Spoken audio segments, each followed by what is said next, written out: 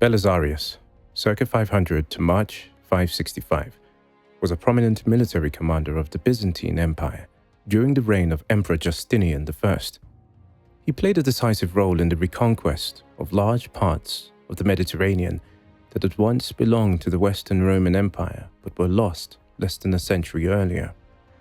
He is remembered as one of the greatest generals not only of Byzantium, but of history as a whole. His career was defined by the ability to win victories, even when resources were scarce, earning him the reputation of being among the last of the Romans. Within only 9 months, he crushed the Vandal kingdom in North Africa during the Vandalic War, and he went on to reclaim much of Italy in the Gothic War. At the Battle of Ad Decimum, he overcame the Vandal armies and later played a decisive part at Tricamarum, forcing King Gelimer to surrender. In Italy, though heavily outnumbered, Belisarius recaptured Rome and held it against overwhelming odds during the long siege. Earlier in his career, he fought in the east. After suffering defeat in Tanarum, he achieved a major success against the Persians at Dara, but was later beaten at Callinicum. He also defended the empire against a Hunnic raid at Melantius. His skill in deception became legendary, as when he misled a Persian commander into abandoning an invasion, or when he lifted the siege of Ariminum without needing to fight. Belisarius was born around the year 500, most likely in Germania, a fortified town located near present-day Sapareva Banja in southwestern Bulgaria, within the borderlands of Thrace and Paeonia. His family background is uncertain, though he may have been Illyro-Roman or Thraco-Roman origin. By 526, he had risen to become a senior guardsman serving Justinian, who at that time was the powerful nephew of Emperor Justin I. The means by which he advanced to this position remain unknown. With imperial approval, Belisarius organized a unit of bucellarii, a corps of elite heavy cavalry that eventually grew to 7,000 men and became his personal household guard. Armed with long lances, composite bows in the Hunnic style, and long swords known as spatai, these soldiers wore full armor and could adapt to any combat role. They were capable of fighting as mounted archers at a distance, or of charging as shock cavalry with devastating impact. This force formed the hardened nucleus of every army Belisarius would later command. His first independent command came during the Iberian War against Persia, where he often shared leadership with General Citas. Although he suffered several early defeats, he and Citas proved effective at raiding Persian lands, particularly during the campaign in Persia. At Tanarin, south of Nisibis, he again played a leading role, but his troops were caught in a trap and he was forced to retreat. Soon afterward at Mindios, he commanded an army on his own, but was again defeated. Nevertheless, his career did not suffer. He was promoted, which shows he was not judged personally responsible for these setbacks. After Emperor Justin died in 527, Justinian I placed Belisarius in command of Roman forces in the east. In 530, he won his first great victory at the Battle of Dara, where he outmaneuvered the Persians by digging trenches that forced their mobile cavalry into a position vulnerable to attack from the rear. Ironically, he had borrowed this tactic from the Persians themselves, who had used it at Tanarin 2 years earlier. The triumph at Dara was so significant that the Persian king Carthage I entered peace negotiations with Byzantium. Not long after, a large Persian force with Arab allies invaded via Euphratensis, a route they had never before attempted. At first, Belisarius hesitated, uncertain if the move was genuine or a feint, but after securing the support of allied Arab tribes, who sent 5,000 men, he forced the Persians to retreat. However, pressured by his soldiers who demanded battle, he pursued the enemy too far. At Callinicum, near modern Raqqa, he faced Azarethes, a Persian commander of equal talent. Despite having 20,000 Byzantine troops and 5,000 Arab allies, he was defeated. Belisarius likely withdrew from the field early, and this failure restored Persian confidence. Justinian lost the chance to secure an early favorable peace, and the war dragged on. When King Carthage died soon afterward, His successor, Khosrow, concluded a treaty known as the Eternal Peace, which gave advantageous terms to Persia. Belisarius, recalled to Constantinople, was accused of incompetence and blamed for the defeats at Tanarus and Callinicum, but an official inquiry cleared him of responsibility. In the early years of Justinian's reign, the emperor undertook a series of reforms that touched every corner of the empire. These measures were overseen with the help of John the Cappadocian and Trebonianus, both of whom became notorious for their corruption. Their greed, combined with Justinian's attempts to curb corruption among other elites, created deep resentment. Many influential officials lost power and employment as the government cut funding for the civil service. At the same time, Justinian's relatively humble background, the burden of exceptionally high taxes, and the brutal methods of collection intensified public anger. His attempts to weaken the political power of the chariot racing factions, coupled with the execution of rioters, finally ignited the famous Nika riots of 532. The disturbances were spearheaded by the rival racing groups, the Blues and the Greens. Belisarius happened to be in Constantinople when the revolt broke out, and together with Mundus, the experienced commander of Illyricum and Narses, the trusted eunuch advisor of Justinian, he was ordered to suppress the insurrection. By then, much of the city had already been reduced to ashes. The Blue faction, however, began to cool their rage, and after Narses offered them gifts, many of them returned home while others urged moderation among the rebels. Belisarius attempted to enter the hippodrome where the rioters had gathered through the imperial box, but was blocked by guards. After reporting this to Justinian, he was ordered to try another entrance. Inside the arena, the rioters had raised Hypatius, a member of the imperial family, to the throne. Belisarius considered seizing him, but Hypatius was shielded by guards, and any move against him would have left Belisarius exposed to the crowd at his rear. Instead, he turned his focus on the mob itself and led a charge directly into them. Mundus soon heard the fighting and joined the assault, while Narses blocked the exits, trapping the rebels inside. The suppression ended in a massacre, with between 30 and 60,000 people killed, most of them unarmed civilians. The following year, in 533, Belisarius was chosen to command an expedition against the Vandals of North Africa. The Byzantines had political, religious, and strategic motives for this campaign. The Vandals, who followed the Arian form of Christianity, had long persecuted Nicene believers, refused to issue coins bearing the emperor's image, and had expelled the Roman aristocracy, replacing them with Germanic nobles. Justinian, who had already poured enormous energy into reconciling divisions within the church, found the persecution of Catholics by an Arian regime intolerable. The Vandals had recently fallen into disorder when their commander, Gelimer, deposed his cousin Hilderic, who was a close ally of Justinian, and seized the throne in 530. Although Gelimer had a reputation for courage and skill, his rule soon became associated with greed and cruelty. The kingdom had also suffered heavy losses in recent wars with the Berbers, and revolts erupted in Africa almost simultaneously, very likely encouraged by Constantinople. With Gelimer's usurpation as a pretext and the pleas of African Christians as justification, Justinian resolved to send an army. Belisarius was the natural choice to lead the campaign.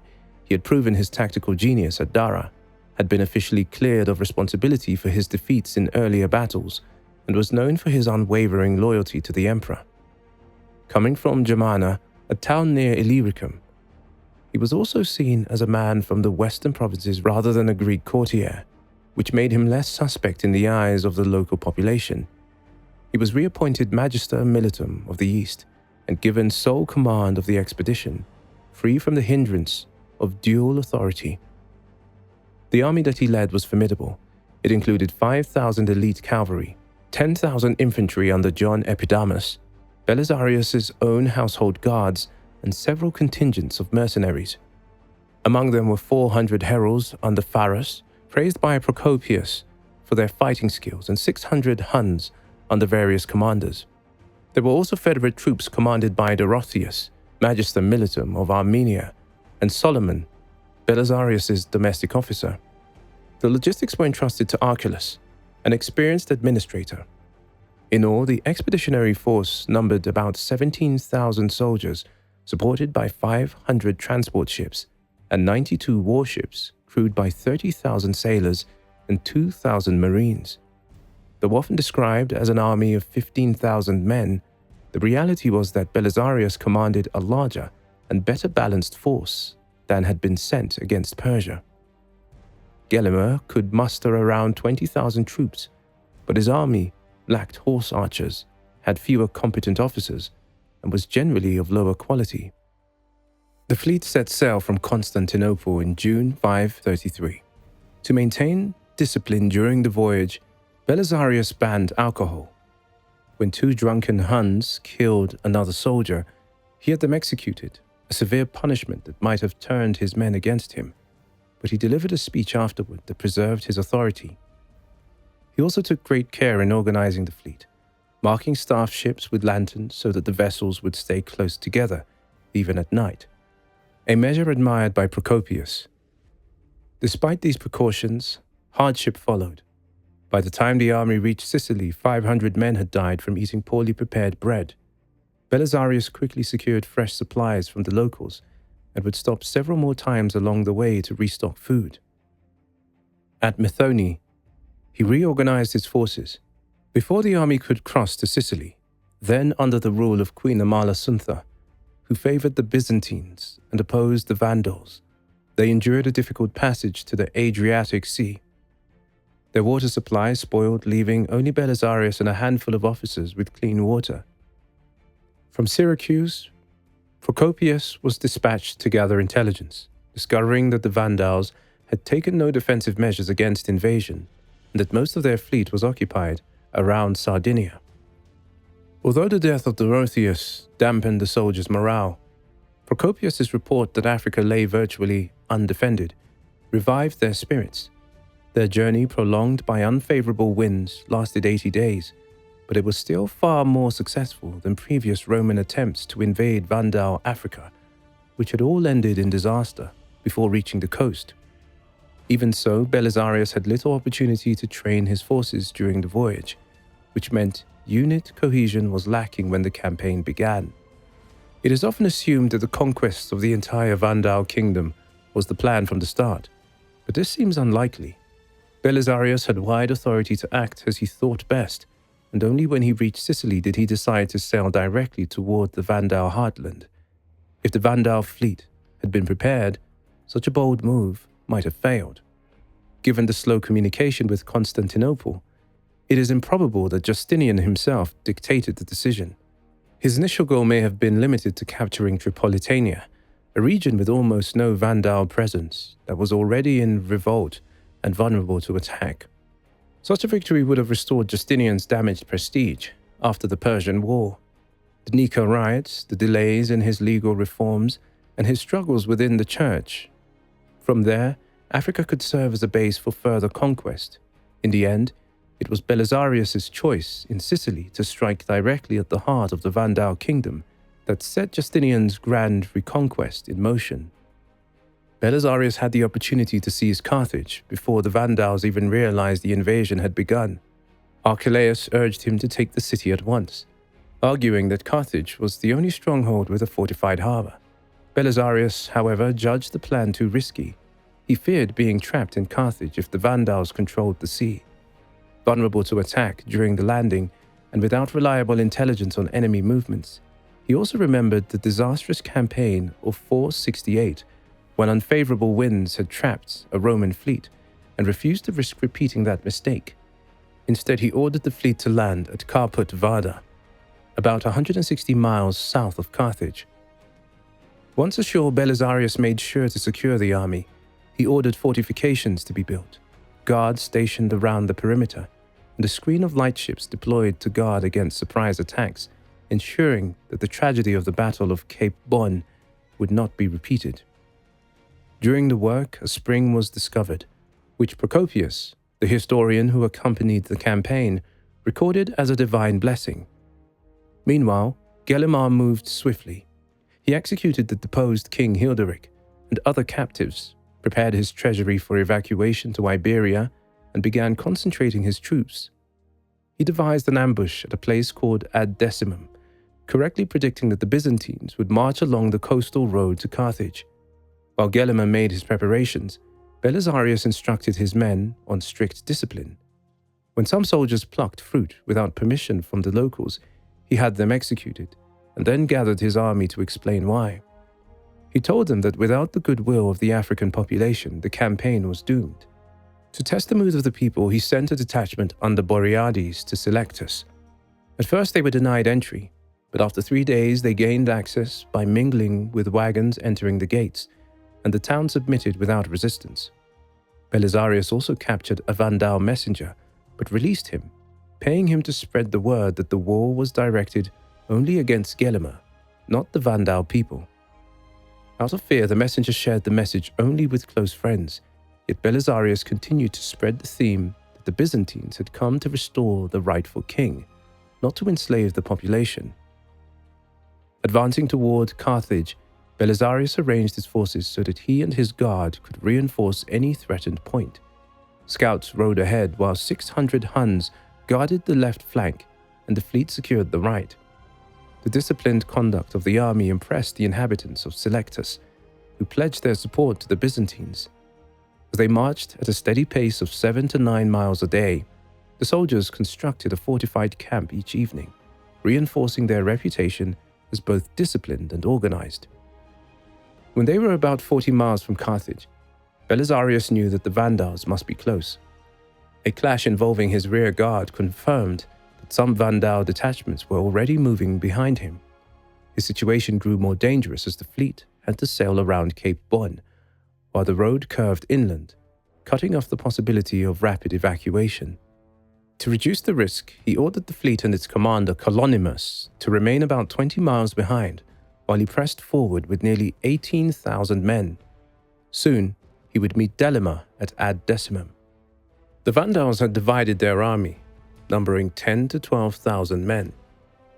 Amatus, with 6 or 7,000, was placed at the northern exit of the valley, while Gelimer, with the rest, approached from the south, hoping to catch Belisarius's army between the two wings.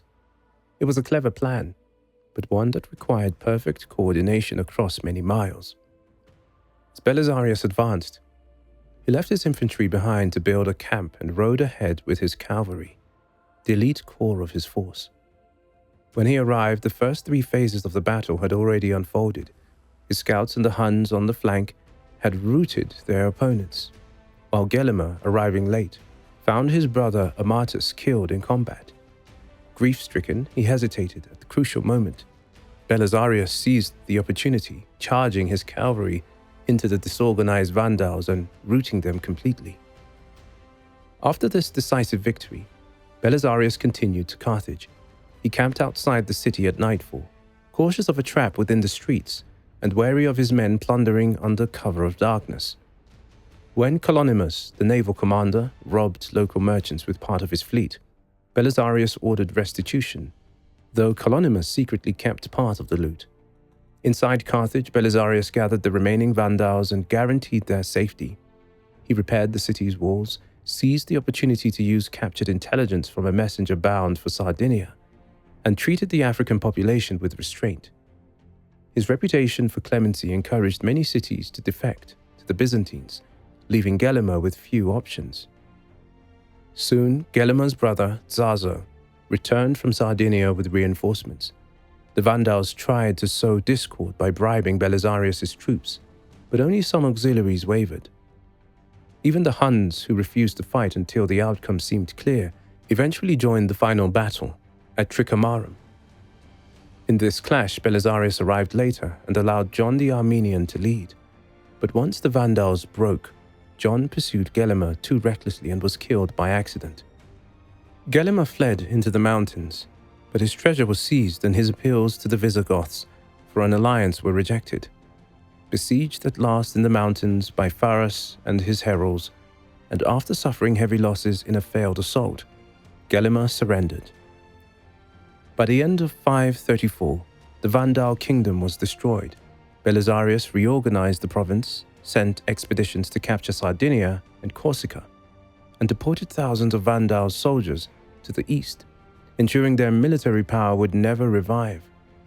His jealous subordinates, however, whispered to Justinian that Belisarius intended to rebel. To test his loyalty, the emperor offered him a choice: govern Africa as its master, or return to Constantinople to celebrate a triumph. Belisarius chose the triumph, proving his loyalty once more. He paraded in Constantinople in a manner not seen since the days of ancient Rome, and was also honored with a consulship. Soon after, Africa nearly slipped from imperial hands again. Dissatisfied soldiers, unpaid and resentful of religious interference, rose in mutiny under the leader Stotsas and laid siege to Carthage with a force of 9,000 and a mass of slaves. Belisarius returned briefly from the east with only 2,000 men. At the river Bagradas, he seized the chance when the rebels tried to redeploy, attacking them in the midst of their confusion. The sudden strike caused panic, and the entire rebel force disintegrated. The revolt collapsed, and with order restored, Belisarius departed once more, this time to lead the armies in Italy. In 535, Emperor Justinian ordered Belisarius to launch a campaign against the Ostrogothic kingdom in Italy. The Ostrogothic king, Theodahad, had come to power through marriage, but real authority had long been held by Queen Amalasuntha, who supported Byzantine interests. When Theodahad imprisoned and later killed her, internal strife broke out in the kingdom. Justinian saw in this division the same opportunity he had exploited in Africa, and believed the Goths could be defeated.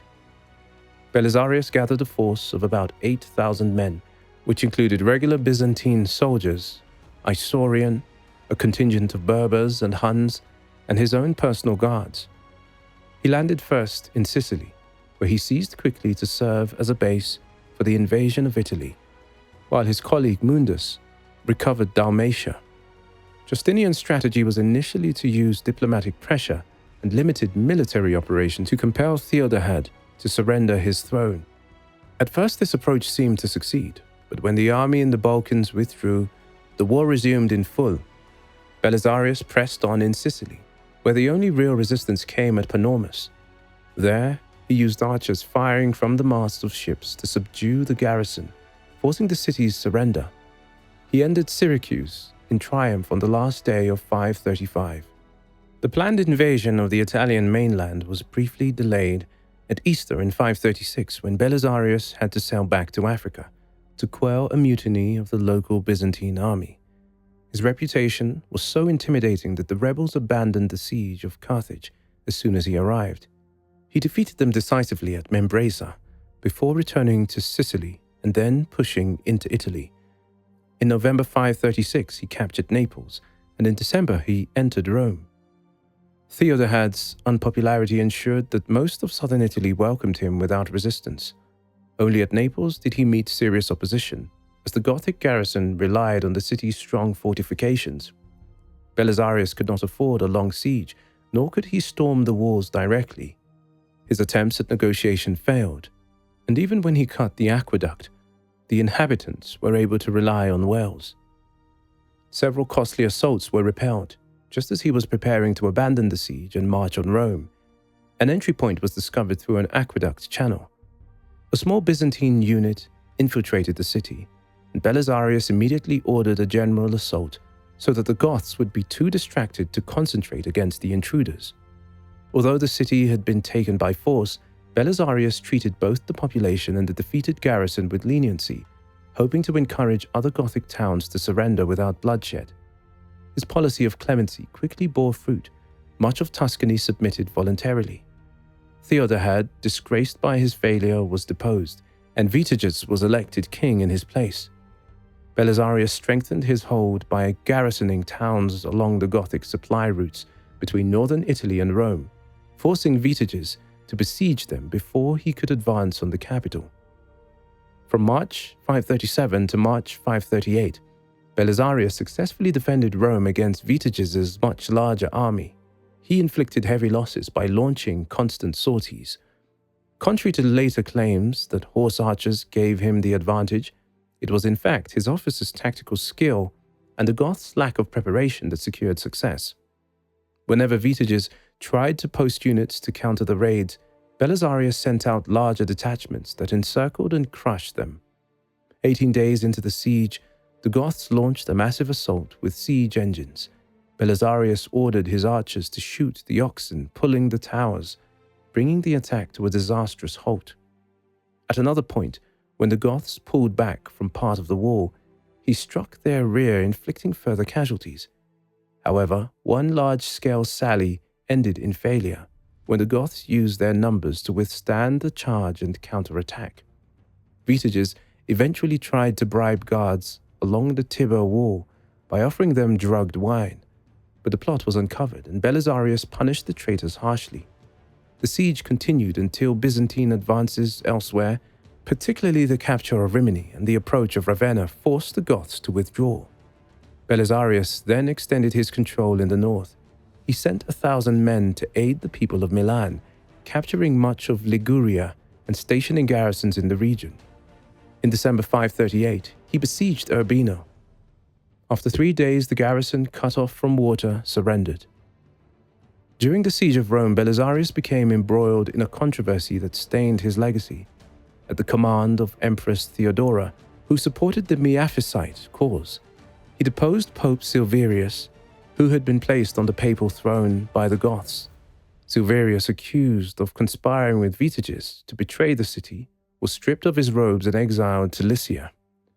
Although Justinian later ordered him reinstated if cleared of the charges, Silverius never regained his office. Vigilius, long favored by Theodora, was installed as pope instead.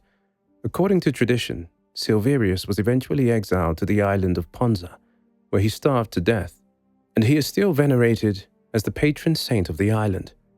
Belisarius, perhaps out of remorse, built an oratory on the site of the present church of Santa Maria in Trivio in Rome, and also established hospices and a monastery. The campaign in Italy soon created friction between Belisarius and Narses, the emperor's powerful chamberlain, who had been sent with reinforcements.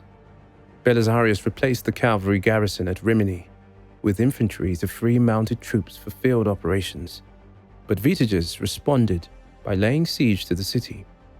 To receive it, Belisarius and Narses combined their forces, advancing from several directions by land and sea. Although their army was too small for a direct confrontation, Belisarius's use of deception, ordering more campfires lit than necessary and approaching from multiple routes, convinced the Goths that they faced overwhelming numbers, forcing them to retreat. Despite this success, rivalries deepened. John, one of Belisarius' subordinates, publicly credited Narses rather than Belisarius for saving Rimini. Narses' supporters argued that someone so close to the emperor should not take orders from a general. Belisarius countered by warning Narses that his followers underestimated the Goths, pointing out that they were still surrounded by strong enemy garrisons. The two men disagreed over strategy. Belisarius wanted to secure Auximus before advancing further, while Narses argued for moving immediately toward Rimini. In the end, Belisarius asserted his authority, showing a letter from Justinian granting him supreme command, and Narses reluctantly submitted, though not without resentment. Reinforcements continued to arrive, raising the Byzantine army in Italy to about 20,000 men, but command remained divided. Narses refused to cooperate closely with Belisarius, at one point abandoning a siege that Belisarius later completed successfully. Meanwhile, John captured Imola, securing Emilia for the Byzantines. However, disaster struck at Milan. Belisarius sent troops to reinforce the city, but they hesitated to move without Narses' approval. While they delayed, the Goths stormed Milan, massacring much of the population in revenge for their revolt. Other towns in Liguria, terrified by the fate of Milan, surrendered to avoid a similar catastrophe. The failure of Milan was blamed on the disunity between Belisarius and Narses. Shortly afterward, Narses was recalled to Constantinople, leaving Belisarius once again in sole command.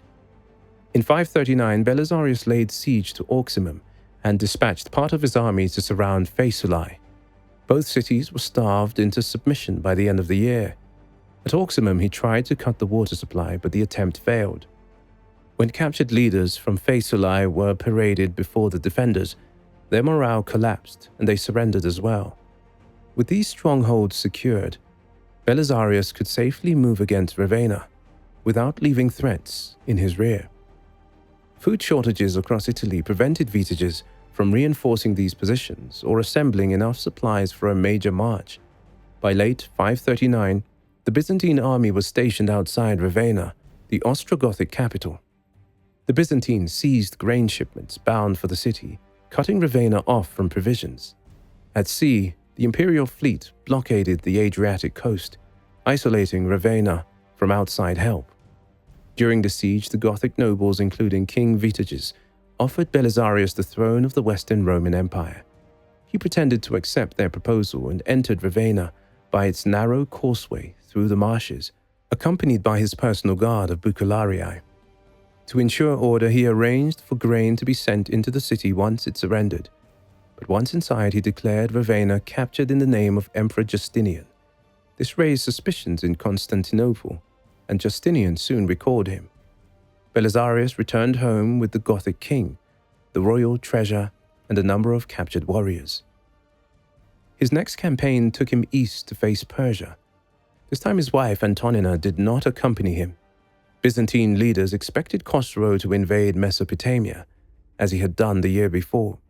But instead the Persian king struck the Lazica, whose inhabitants, unhappy with Byzantine rule, had invited him in. Khosrow disguised his intentions by claiming he was marching north against the Huns, who in fact aided his movement. Belisarius trained and reorganized his troops, calming their fear of the Persians. Believing he could operate safely, he prepared for an offensive despite objections from some officers, who warned that the Lakhmids might raid the eastern provinces. Belisarius countered that the Lakhmids were engaged in religious festivals and would not be a threat for several weeks. Following the logic he had used in previous campaigns, Belisarius insisted that Nisibis had to be secured before advancing deeper into Persian territory. Meanwhile, events to the north went badly for the Byzantium, as Lazica fell and a large Byzantine garrison defected, possibly because they had not been paid. When Belisarius approached Nisibis, he ordered his camp placed at a distance, explaining that if the Persians sallied out and lost, his army would have time to inflict heavy casualties on their retreat. Some of his officers ignored him and camped close to the city. As Belisarius had predicted, the Persians struck just before the Byzantines' first meal of the day, catching them off guard. Belisarius was already marching to their aid before messengers even arrived, and his intervention turned the tide. Though he beat back the garrison, the city was too strong to storm, so he bypassed it, leaving its defenders demoralized and unlikely to strike from behind. He besieged Caesarion, while sending raiding parties across the Tigris to plunder Persian lands. His assaults on the city failed and his men took heavy casualties, but the garrison, short of supplies, eventually surrendered. At this point, disease spread through the army, with as much as a third of the troops incapacitated by fever. The Lakhmids were also preparing for war again, so after consulting his officers, Belisarius decided to retreat. Later, critics like Procopius accused him of missing a chance to take Ctesiphon, but in reality, he lacked both the intelligence and the strength to assault the Persian capital. In 542, Belisarius used guile to block another Persian invasion. Khosrow had prepared to raid Byzantine lands again, but Belisarius confronted him with a ruse. He brought 6,000 of his finest troops to a meeting with a Persian envoy, carrying only hunting gear so that it looked like part of a much larger force was nearby. The deception worked. Fearing entrapment, the Persians retreated. Belisarius even sent cavalry into their withdrawal route, reinforcing the illusion of greater strength. He kept up pressure on their retreat, preventing them from raiding. Although Khosrow later sacked Callinicum to claim some success, Belisarius was widely celebrated in the east for driving the Persians back. His bluff succeeded partly because Khosrow dreaded the plague ravaging Byzantine lands and feared exposing his army to infection. By showing his best men confidently in the open, fining soldiers on false charges, and cutting military pay, discontent spread and many soldiers deserted or mutinied. Justinian divided command among several generals to prevent any one man from growing too powerful, but the arrangement produced paralysis. Meanwhile, the Goths rallied under two formidable leaders, Ildibad and Totila. Exploiting the Byzantines' weakness, they retook most of northern Italy and parts of the south. They scored victories at Treviso, Verona, Faventia, and Mucilium, and even besieged Naples, though they lacked the power to capture Rome itself. In 544, Justinian once again entrusted Belisarius with command in Italy, but the empire, drained by plague and other wars, could provide him only about 4,000 men. Totila, understanding the Byzantines' advantage in siege warfare, prepared open battle. To avoid leaving strongholds that might be retaken, he demolished the walls of towns he captured. Belisarius, however, sought to avoid open battle with his small army and focused on slowing Gothic progress instead. He relieved several desperate garrisons, supplying them by sea and forcing the Goths to abandon sieges. But Totila proved an energetic opponent. Spies disguised as Byzantine messengers tricked Belisarius, giving the Goths accurate intelligence about his army. His usual strategy of winning over the population with benevolence failed, as locals had lost faith in imperial promises due to the corruption of other governors. Recruitment attempts at Ravenna yielded no results. Belisarius managed some successes. His forces ambushed Gothic troops in Aemilia and built nearby forts. Yet with reinforcements scarce, Totila pressed his advantage, beginning new sieges even in winter. When Belisarius requested reinforcements, especially barbarian horse archers who could outmatch the Goths, Justinian could not provide them, distracted by wars elsewhere and another wave of plague in Constantinople. As Totila tightened his grip on Italy, famine spread and morale among Byzantine commanders collapsed. Herodian, one of Belisarius's officers, surrendered quickly after recalling the poor treatment Belisarius himself had received in earlier campaigns. Even Bessas, commander of Rome's garrison, remained inactive during the Gothic siege, fearful of later punishment if he acted. When Belisarius tried to send supplies into the city, he devised a bold tactic, a siege tower mounted on a boat filled with flammable material.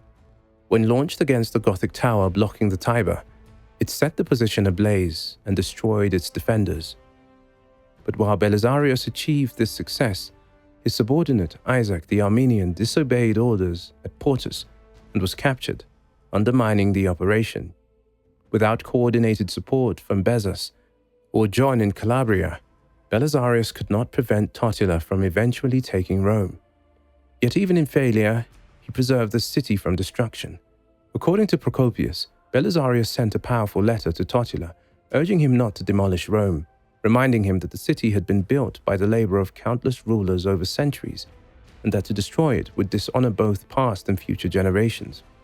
Totila, persuaded by the argument, spared the city. Belisarius retook Rome soon afterward, and though Totila returned to besiege it, he quickly abandoned the attempt. Rome remained in Byzantine hands until Belisarius left the peninsula. By 548, worn down by lack of resources and political intrigue, Belisarius was recalled. In 551, after the empire had recovered somewhat from plague, Justinian sent Narses with a massive army to complete the conquest of Italy. Belisarius retired from military life. In 553, during the Second Ecumenical Council of Constantinople, he appeared again, this time one of Justinian's envoys to Pope Vigilius, in the controversy over the 3 chapters. The council was presided over by Patriarch Eutychius, the son of one of Belisarius's former generals. By then, Belisarius's great campaigns were behind him, but his legacy as one of Byzantium's most gifted commanders endured. Belisarius's retirement ended abruptly in 559, when a large force of Kutriger Bulgars under Khan Zabergan crossed the Danube and advanced toward Constantinople. Their goal was to penetrate into Asia Minor, which was richer than the repeatedly ravaged Balkans. Justinian, alarmed by the threat, recalled Belisarius to lead the defense. The veteran commander was given only 300 seasoned soldiers from his earlier Italian campaign, along with about 1,000 civilians, many of them refugees from the Huns, some perhaps retired soldiers. With this small and improvised force, he faced an enemy numbering around 7,000. Belisarius set up camp near the invaders' route and ordered the civilians to dig a trench as protection. To make his army appear larger, he lit numerous torches predicting the direction of the enemy's advance. He placed 100 veterans on each side of a narrow defile and another 100 to block the path, with the rest prepared to strike from behind. In the constricted terrain, the Huns would not be able to use their superior numbers or their archery effectively. When 2,000 of the enemy advanced, Belisarius launched his blocking force in a sudden charge.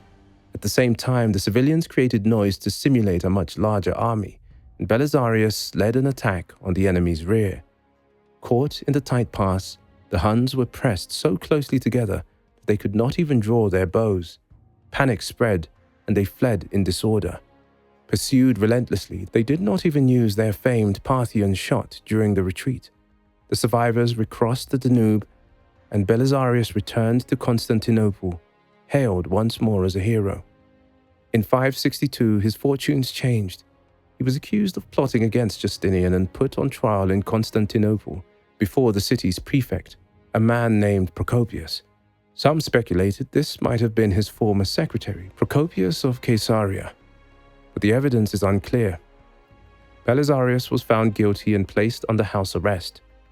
Not long after, however, Justinian pardoned him, restored him to favor at court, and dismissed the charges. Later legends that claimed Belisarius was blinded are false. The great general died in 565, only a few months before Justinian himself. Together their partnership had expanded the empire's territory by nearly half. Belisarius owned an estate called Rufinianae on the Asian side of Constantinople's suburbs, and he likely died and was buried there, near the churches of Saints Peter and Paul. Belisarius' reputation as a commander has remained exceptional. Military historian B.H. Liddell-Hart described him as a master at turning weaknesses into strength, and his enemy's strength into weakness. Lacking numbers was often to his advantage, as he employed daring offensives designed to play on psychology rather than sheer logistics. Against Western barbarian armies, he lured them into reckless frontal attacks that played into his disciplined defenses, while against the subtler Persians, he manipulated their overconfidence and later their caution once they began to respect him. Hart concluded that there was no other example in history of such sweeping conquests achieved through deliberate restraint rather than reckless attack. At Dara, Belisarius showed his tactical genius by predicting enemy maneuvers, channeling them into a trap, and countering with his cavalry against their rear. At Callinicum, however, he misjudged the terrain and failed to keep a reserve, resulting in defeat despite superior numbers overall. In Africa, at Ad Decimum, he initially stumbled into an ambush but quickly seized the advantage, in contrast to Gelimer, who hesitated fatally. In Italy, his mastery of sieges forced Totila to avoid them whenever possible, knowing that Belisarius excelled at reducing fortified towns. Strategically, Belisarius adapted constantly. In Italy, he secured towns like Auximum before marching on Ravenna to protect his rear. Yet at times he accepted temporary risks, as when he advanced on Rome without first taking Naples. In the east, he correctly judged that the garrison of Nisibis defected in the field, who would not dare sally out again, allowing him to bypass the city safely. Unlike his rivals, he refused to split his forces into dangerously small groups, understanding that divided armies were vulnerable, as Gelimer had learned to his cost. The general pattern of his campaigns was to seize the initiative with a strategic offensive, then force the enemy into costly assaults against well-prepared defenses, before striking back with his highly mobile cavalry. This blend of offensive and defensive strategy foreshadowed the doctrines of later commanders like Helmuth von Moltke in 19th century Germany. His reliance on elite cavalry, including horse archers, to which Goths and Vandals had no effective answer, repeatedly decided battles. As a man, Belisarius combined caution with courage. At Tanarus and Callinicum, he withdrew before the fighting ended, preserving what remained of his army. At Dara, he refused the duel with a Persian champion, preferring to send another. but in Rome he fought side by side with his soldiers. He avoided unnecessary risks but inspired his men when needed. Procopius's hostile writings in the secret history portrayed him as weak-willed, dominated by his wife, Antonina, who allegedly carried on an affair with their adopted son, Theodosius. Whether true or not, this reflects more the intrigues of the imperial court than the character of the general in the field. In politics, Belisarius showed restraint, never moving against Antonina despite rumors, aware that her protector was Empress Theodora. His treatment of civilians and enemy garrisons marked him out from other commanders of his time. By showing clemency, he won the support of the population in Africa and Italy, weakening enemy resolve. Many garrisons surrendered to him, knowing they would be spared. His reputation for fairness forced opponents like Gelimer into rash actions, such as the Battle of Tricamarum. Even in crises, he displayed calmness, as when panic spread in Rome over false reports of Gothic infiltration, he verified the truth first and made it clear that it was his duty, not anyone else's, to face such danger. Belisarius's life ended quietly, but his legacy endured. Though often given meager resources, he secured some of the most spectacular victories of the Byzantine age, reclaiming much of the Western Mediterranean and defending Constantinople itself. His blend of tactical brilliance, psychological warfare, and humane conduct made him one of the greatest generals of late antiquity.